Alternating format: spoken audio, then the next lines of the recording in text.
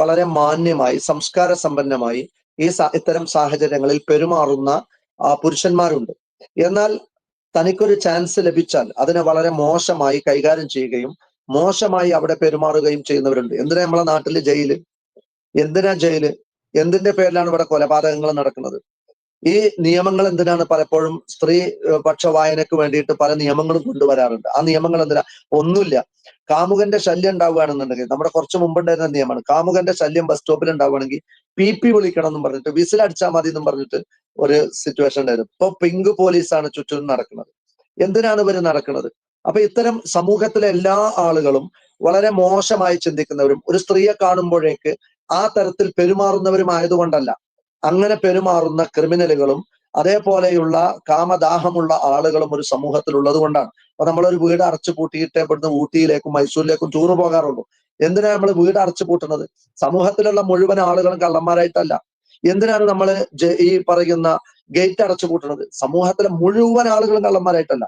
പക്ഷേ സമൂഹത്തിൽ കള്ളന്മാരുണ്ട്, മാന്യന്മാരല്ലാത്തവരുണ്ട്. അതുകൊണ്ടാണ് പലപ്പോഴും പല രംഗത്തും ഇത്തരം കെടുതികൾ നമ്മൾ വായിക്കേണ്ടി വരുന്നതും. ഇപ്പോ എത്രത്തോളം എന്ന് വെച്ചാൽ സൗമ്യ മോളുടെ ഒറ്റപ്പെടലിൽ ഒരു ഒറ്റക്കയ്യൻ ആ സൗമ്യ മോളെ ക്രൂരമായി പിച്ചു ചിന്തിയതിന്റെ ദുരന്ത വാർത്ത നമ്മൾ വായിക്കേണ്ടായി. ചാന്ദിനി മോൾ ഉമ്മയോടൊപ്പം ചേർന്ന് കിടന്ന ആ 3 വയസ്സുകാരിയെ തന്റെ കാമദാഹം തീർത്ത് അവിടെയുള്ള കൂനയിൽ ഒളിപ്പിച്ചു വെച്ച പ്രവണതകള്, തന്റെ മുമ്പിലിരിക്കുന്ന ഒരു പെൺകുട്ടിയെ നോക്കി മാസ്റ്റർബേഷൻ ചെയ്യാൻ പോലും ധൈര്യപ്പെടുന്ന മാനസികാവസ്ഥ ഉള്ള ആളുകള് 24 മണിക്കൂറും പോൺ സൈറ്റ് കണ്ടിട്ട് ഇതിൽ നിന്ന് ഉമ്മയാരാണ്, പെങ്ങളാരാണ്, മകളാരാണ് എന്ന് പോലും അറിയാത്ത വിധത്തിൽ സമൂഹത്തിൽ ഇത്തരം കാര്യങ്ങൾക്ക് അഡിക്റ്റഡ് ആയി പോയ ആളുകൾ ഉൾക്കൊള്ളുന്ന ഒരു സമൂഹം.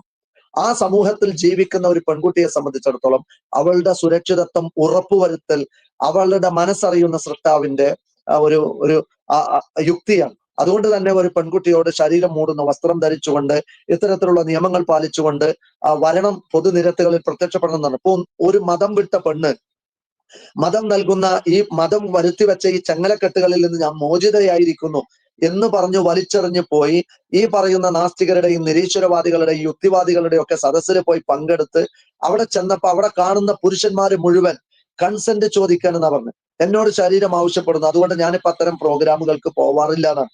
അത് തന്നെയാണ് മതം നൽകിയ സുരക്ഷിതത്വം എന്ന് പറയുന്നത്. അവരുടെ പ്രത്യക്ഷപ്പെടുന്നിടത്ത്, ആളുകളുമായി ഇടപഴകുന്നിടത്ത് ഒക്കെ കൃത്യമായ മാന്യതയും മാനദണ്ഡവും പാലിച്ചുകൊണ്ടായിരിക്കണം എന്ന് പറഞ്ഞത് ഇസ്ലാം അവകാശങ്ങളെ ധ്വംസിച്ചതല്ല, മറിച്ച് അവൾക്ക് സുരക്ഷയോടുകൂടി ജീവിക്കാനുള്ള ഒരു സാഹചര്യത്തെ ഉണ്ടാക്കി കൊടുക്കുകയാണ് ചെയ്തിട്ടുള്ളത്. നമുക്ക് മനസ്സിലാക്കാൻ സാധിക്കും.